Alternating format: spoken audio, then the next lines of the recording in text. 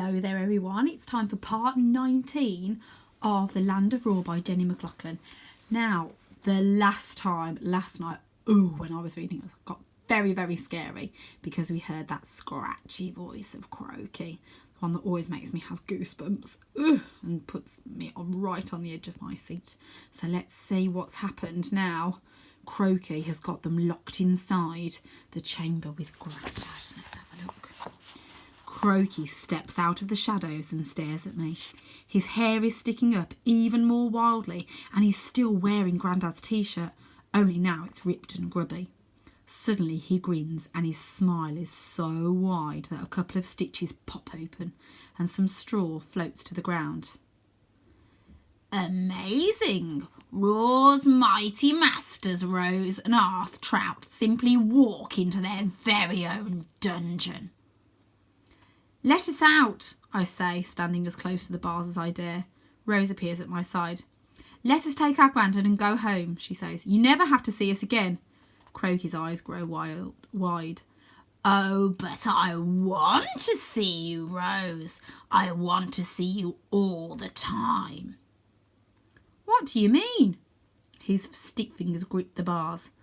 I worked something out that everyone else was too stupid to notice. He pushes his sack face against the bars. We need you. You all always disappeared for a while, went home, or whatever that place is called. But then you turn up again like a bad smell. This is too much for Rose. We're the bad smell. Crowky puts a finger to his lips. Shh. Then, one day you just stopped coming. Months and years passed with no sign of Arthur or Rose. At first it was marvellous. The mischief I caused. His face lights up before twisting into a scowl. But strange things started to happen. First there were the earth wobbles, then holes appeared in the most inconvenient places, and things started to disappear. The unicorns were the first to go. I couldn't care less about them, but when these stopped working, he hunches his shoulders, letting his wings unfold until they are brushing the sides of the tunnel. They beat once, twice, sending a single feather floating through the bars. I was furious, and all because of you. But I wasn't going to sit in my castle mouldering. I built my army. I made spies that could fly for me. But what good were they if Roar was splitting in two? Although it pains me to say it. Without Arthur and Rose Trout, Roar falls apart. Literally. How do you know all those things happened because of us? My words must sound hollow because Crowky throws his head back and cackles. It has everything to do with you. When you turned up at the crow's nest, I flew for the first time in years. Rose shakes her head in disbelief. So, what? You're just going to keep us here? He smiles and nods. I spent hours in that tunnel waiting for you to come back. Then finally that old man came through, and when he started calling out for Arthur, well, I knew it was only a matter of time until you came looking for him. Yes, I'm keeping you here, Rose Trout. I'm keeping you here forever. Oh, goodness. He does look a sinister scarecrow crow. Oh. Crowky says these words with such relish that dread sweeps through me. Will be a case on the news? 2 children and their Grandad who vanished during their summer holiday. Rose must feel this too because she grabs hold of my arm. You can't do that. Oh, yes, I can. But I won't just keep you here, Rose. I'll terrify you here. Down in my dungeon, you won't be feeling happy thoughts. I'll keep you scared. I'll keep you wondering what wicked things I'm going to do next. But why? Asks Rose. He presses his face into the bars. For fun, Rose, because it's what I do. I grab Rose's hand and she squeezes my fingers tight.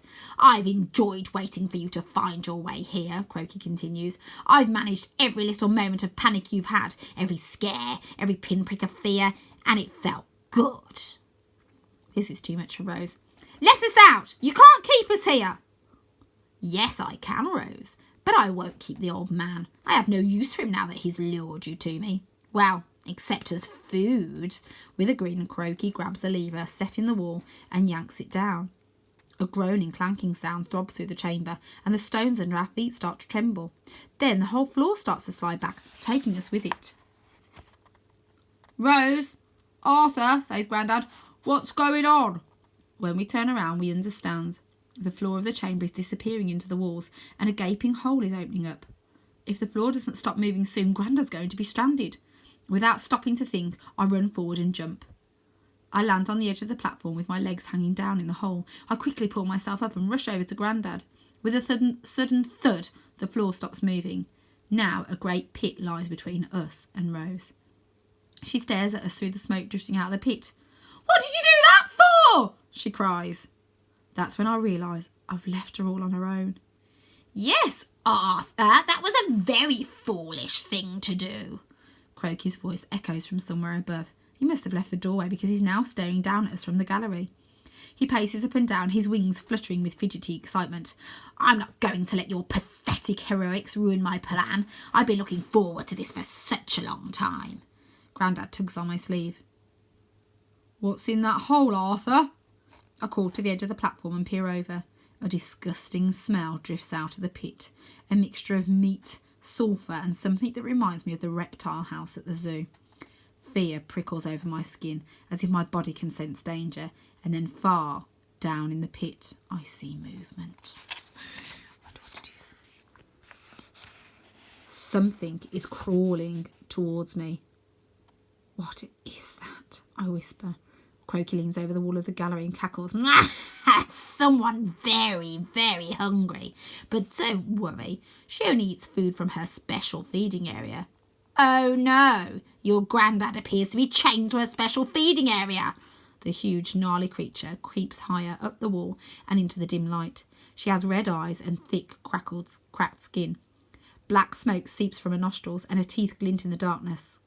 I gasp. "Bad dragon!" As if in reply, Bad Dragon opens her jaws in a deadly grin and breathes out. Flames race up the wall of the pit, sending me scurrying back towards Grandad. He pulls me to him and we press our backs against the wall as the flames lick our feet. "Arthur," he says, "is it my imagination or is it getting hot in here?" Rose puts 2 fingers to her lips and whistles. She does it again and again. "No one can hear you," calls Crowky in a sing-song voice, just as Bad Dragon's snout appears over the side of the pit, followed by her enormous craggy head. She sniffs the air curiously. Rose whistles again and again, but I can't believe the sound can travel through all the twisting stone passageways back to the sea cave. "Sit back and enjoy the show, Rose," says Crowky. "Although I should warn you, Bad Dragon is a very messy eater. Arthur, you might like to step to one side. We don't want her thinking you're dessert." "Arthur," Grandad tugs on my sleeve, "am I right in thinking a dragon of the bad variety is crawling out that hole with the intention of eating me?" His voice is surprisingly calm, even though the flames billowing from the pit are making him drip with sweat. Oh, and there is Bad Dragon. Oh, and there's Grandad. Any shorts? Is that how you pictured Grandad? It's amazing when you see it. You might have pictured him a little bit differently, and that's okay because you have a different imagination to Ben Mantle, I'm sure. Oh, wow. Oh, fire-breathing dragon. Look at them gnashers.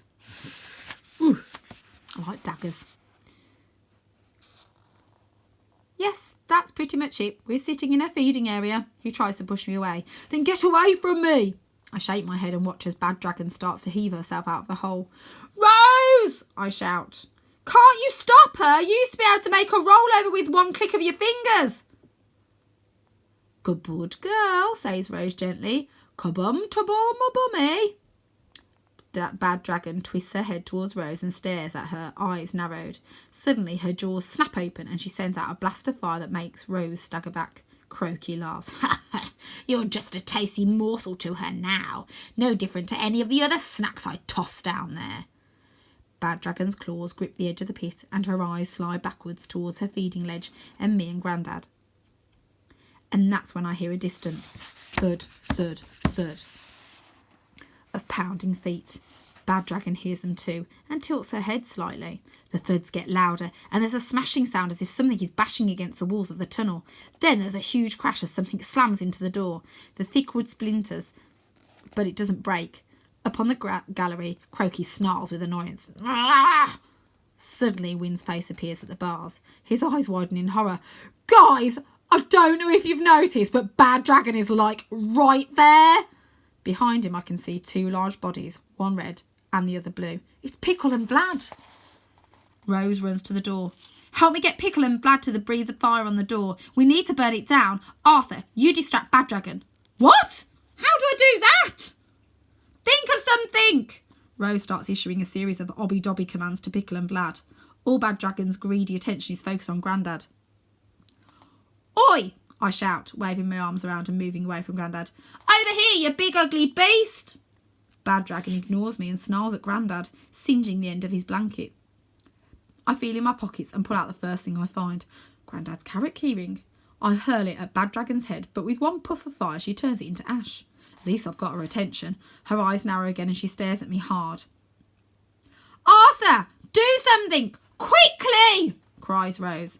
So I start randomly moving my arms and legs around and yelling and shouting. Before I know what I'm doing, I'm dancing. I do the whip and the nay-nay and the floss, and because Bad Dragon is still staring at me mesmerised, I don't stop. I dance like Dad, flapping my arms like a chicken and jerking my knees up and down. Whoop! Goes Grandad. Here comes the beat, Arthur! Then he starts making strange sounds, and I realise he's beatboxing. What are you doing? Sneers Crowky. What does it look like I'm doing? I shout. I'm dancing! I attempt to moonwalk, fall over, and Bad Dragon incinerates my trainers. I yelp and clutch at my burning heels while Bad Dragon turns away to sniff out Grandad, drawn to his squeaky noises. Be quiet, Grandad! I yell, and Crowky hangs over the wall of the gallery, shaking with laughter. Just a few more seconds, shouts Rose. She's pressed against the wall of the chamber, keeping back from the barrage of flames that's hammering the door. Suddenly, Bad Dragon lunges, snatching up Grandad's blanket and tossing it to the pit.